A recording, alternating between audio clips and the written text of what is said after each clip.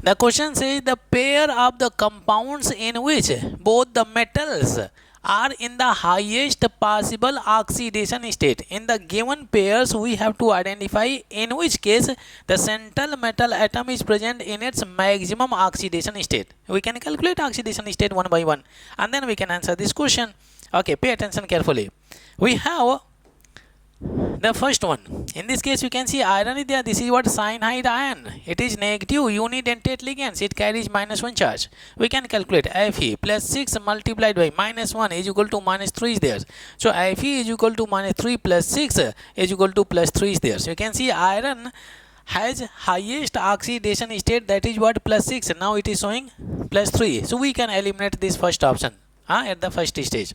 If I go for the B option, we can see, pay attention carefully. We have CrO2, and this is what, Cl2 is there. Okay, Cr, each oxygen -2, and then we have each halogen is what, -1 is equal to 0. Neutral complex chromyl chloride is there. Itard reaction, if you remember.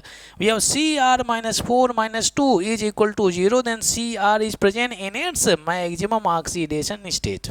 Okay, very interesting. So in the first part we got. Then we can go for the permanganate ion. This is what, Am-4 minus. We have Am-4 minus is there. Overall charge is what, -1. In this case, overall charge -1.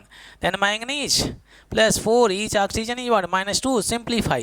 So we get manganese -8 is equal to -1. Then manganese is equal to -1 plus 8 is equal to +7. Maximum oxidation state we have. So you can see in the B option, the metal is present in its maximum oxidation state. Chromium in +6 and manganese is what, +7. So option B is correct. Okay, option B is correct. If you want to check for the C option, in this case 2 2 4, you can see manganese is present in +4 oxidation number, that is not the highest. In this case also 3 2 6, it is present in +3 oxidation number.